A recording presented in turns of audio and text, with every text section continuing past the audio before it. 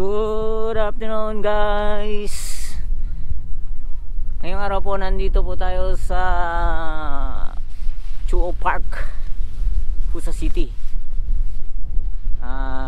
Titingnan natin yung sitwasyon yan dito, kung ano ang epekto ng corona variant dito sa Japan. So titingnan natin yung mga sitwasyon, kung maraming tao o kukunti ang tao dahil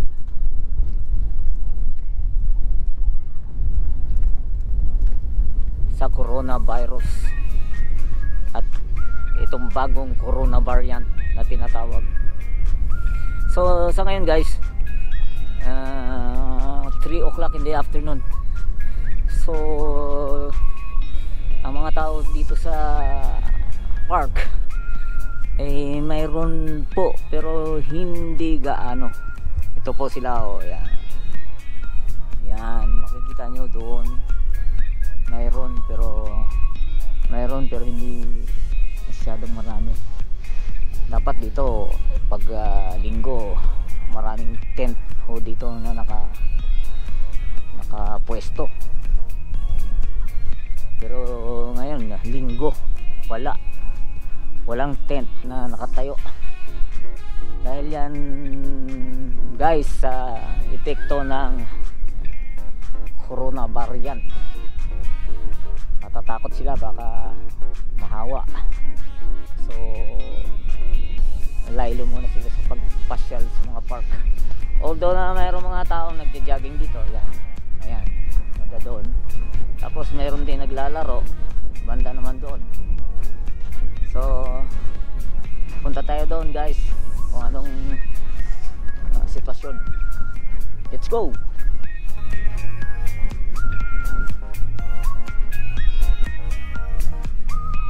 Ngayon 3 o'clock ng hapon pero napakalakas ng hangin kaya malamig. Although ano ngayon 14 degrees ang temperature, pero dahil sa lakas ng hangin eh malamig.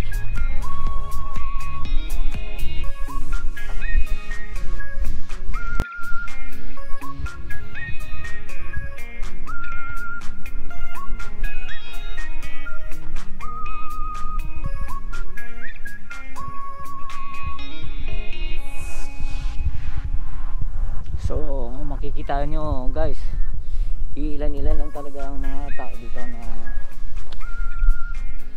kasalukuyang pumupunta sa park.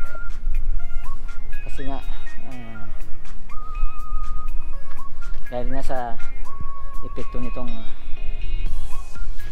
coronavirus variant na medyo mas matindi ang kanyang epekto kaysa anong nakaraang COVID-19.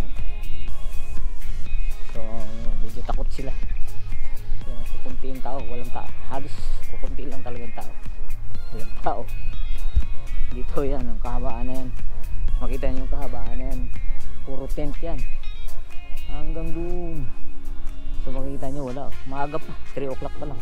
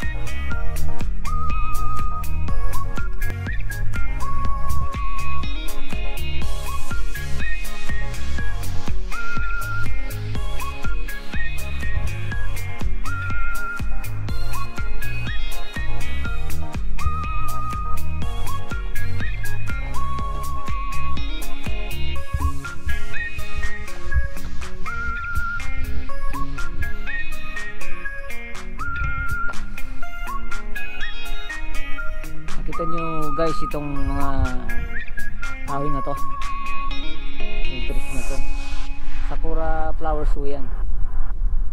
Makikita nyo yan, medyo may bilog-bilog na yung kanyang ano, ayan, malapit ng mag form ng flowers yan. Tapos bubuka pag uminit na ng uminit ang panahon, temperature, bubuka na sila hanggang dun yan, hanggang dun. Ngayon kasi February 28 pa lang pala. Wala pa, malamig pa ngayon, kaya hindi pa bubuka ang mga ano niyan, flowers niyan.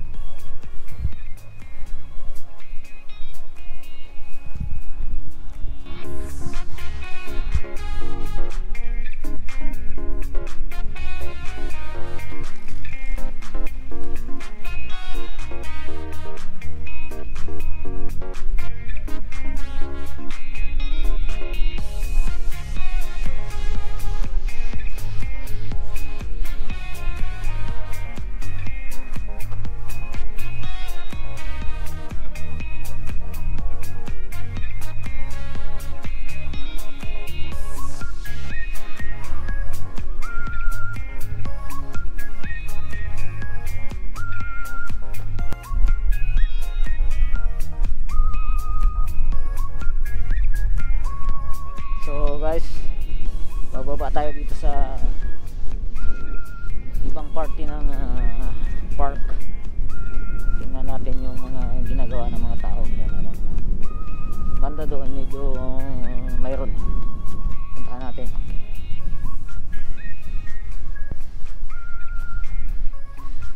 Yung iba kasi natatakot pang pumasyal sa mga outdoor kasi dahil nga sa corona variant na tinatawag, yung bagong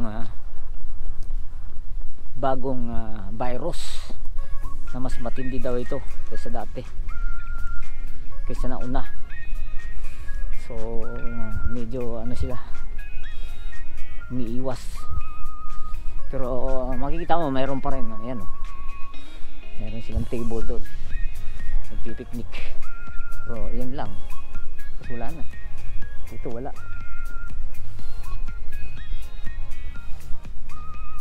Alam mo pa pag nung wala pang pandemic, punong puno yan hanggang doon, punong puno yan ng tao, mga tent. O sinaabot yan sila dyan ng 5 o'clock hanggang 6 pa nga yung iba eh.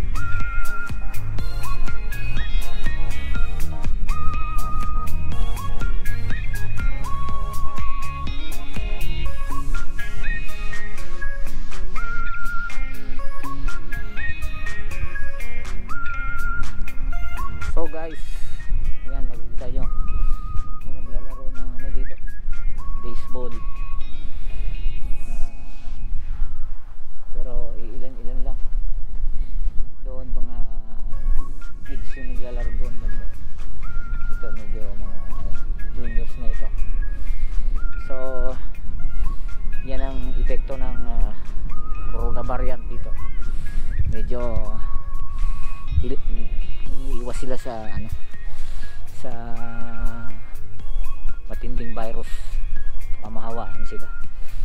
So pupunta tayo ngayon guys sa ibang party ng park, sa ibang lugar ng park, kung ano naman ang sitwasyon doon. Let's go guys.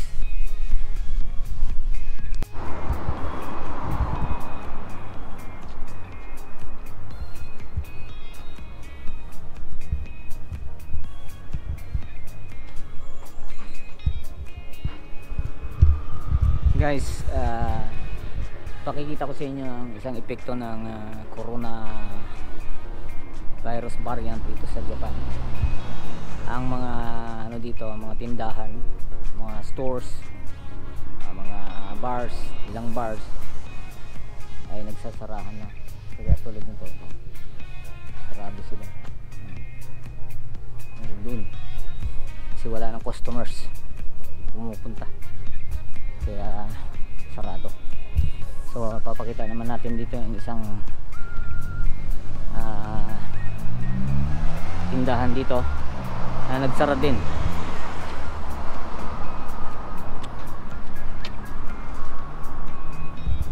Ito po, yan, natin mo yung tindahan ng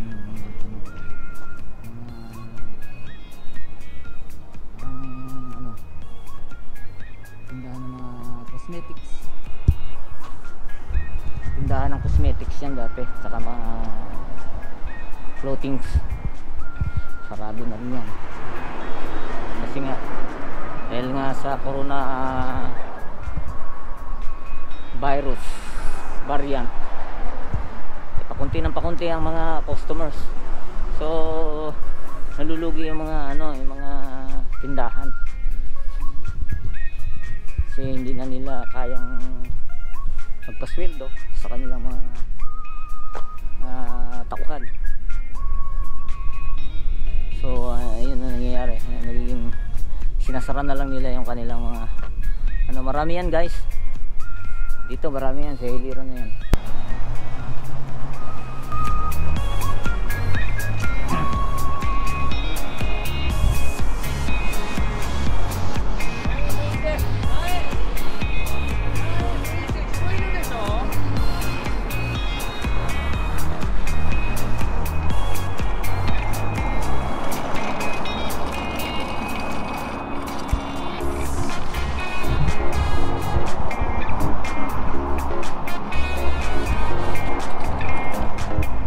Okay guys,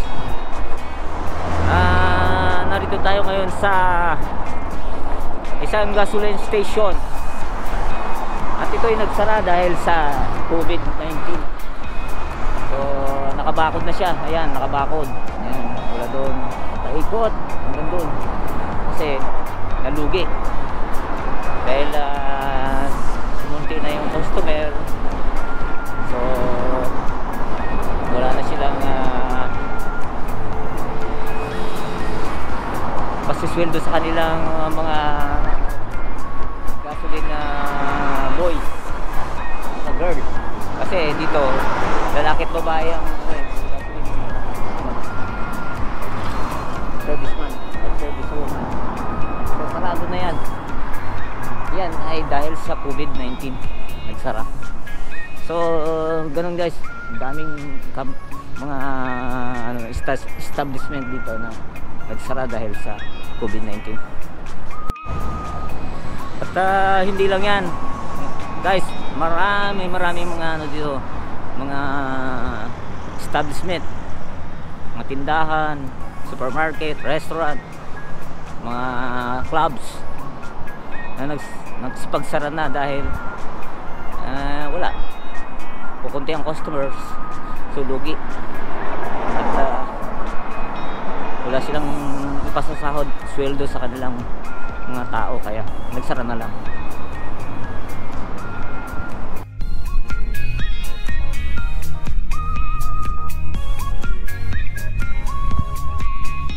Okay guys, narito na po tayo ngayon sa Fusaminami Park at titingnan natin ang sitwasyon dito, kung ano ang epekto ng corona virus variant sa lugar ng Minam Park. nyo, marami rin naman ang tao, pero dito pag nung wala pang pandemic, punong puno yan ng tent. Yan, mula doon to puno yan hanggang doon. Ngayon wala kang makikita. Mayroon doon isa, ayun, nagliligpit na siya, uwi na siya. So pupunta tayo doon guys, banda ron. Sandali, dito titingnan natin dito sa may tabing ilog. Mayroong nag-ano dito nagtitent.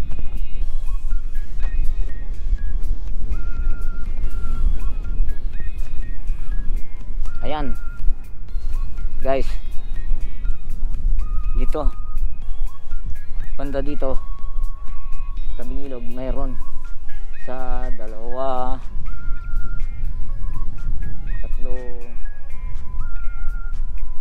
4, 5, 6. Pero nung wala pang pandemic, naku, punong-puno yan mula rito hanggang doon, punong-puno yan. Tsaka dito yan, marami rin nagtatayo ng tent yan, sila nagba-barbecue. Ngayon wala, kukunti talagang takot pa sila na mahawa. Although dito sa iba lahat ng precaution naman sinusunod, lahat ng protocol ng para sa COVID sinusunod naman nila. Masunurin yung mga Japanese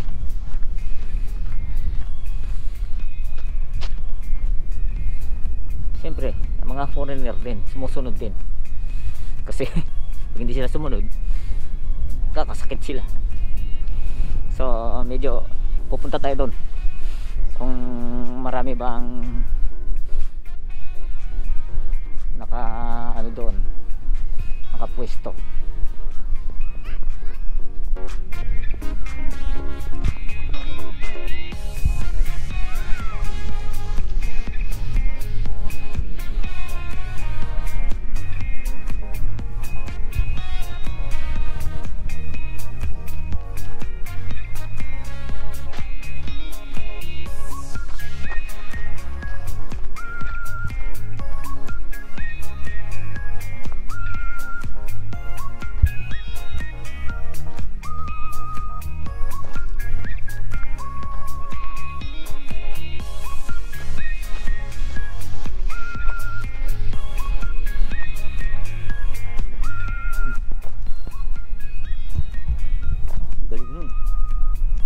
Guys, galing ngayon ako nakakita niyan.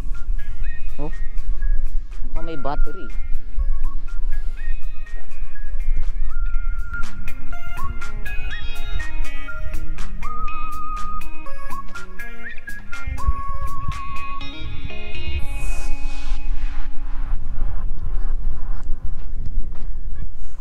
Yan, hanggang doon wala na, yun lang po. Hindi masyadong marami at ano pa sila, medyo nag-aalangan pa silang pumunta sa park. Takot sila baka mahawa.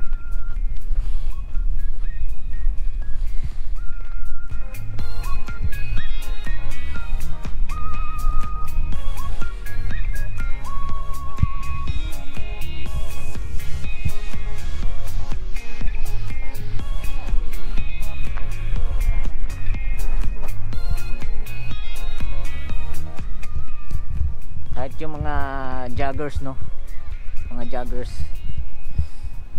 makita mo dalawa lang yung nakita kung tumatakbo. Pero nung wala pang pandemic dito, halos ang daming tumatakbo dyan. Hanggang doon, umiikot sila, paikot sila dito, paikot yan doon, tapos balik doon, babalik doon. Napakalaki kasi nitong park na to.